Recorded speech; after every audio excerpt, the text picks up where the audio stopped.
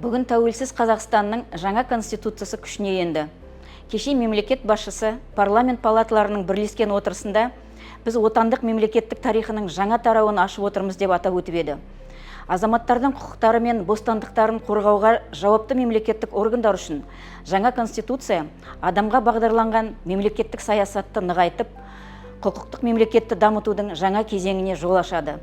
Ал жоғары сот кеңесі үшін президенттің конституциялық өкілеттіктерін қамтамасыз ететін орган ретінде бұл тәуелсіз, әділ және кәсіби сот төрелігінің конституциялық негіздерін одан әрі нығайтуды білдіреді. Жаңа конституцияда бекітілген сот билігінің тәуелсіздігіне, судьялар корпусының кәсібилігіне және оны қалыптастырудың ашықтығына қатысты конституциялық кепілдіктер кеңес қызметінің негізгі бағдары болып қала береді. Осыған байланысты жоғары сот кеңесі мен оның аппараты бұдан әрі де әділ, кәсіби және қоғам сеніміне ие судьялар корпусын қалыптастыруды, бағыттауда жүйелі жұмысын одан әрі жалғастырады. Өйткені азаматтардың сот төрелігіне деген сенімі ең алдымен жоғары кәсіби деңгейдегі тәуелсіз әрі әділ судьялар арқылы қамтамасыз етіледі.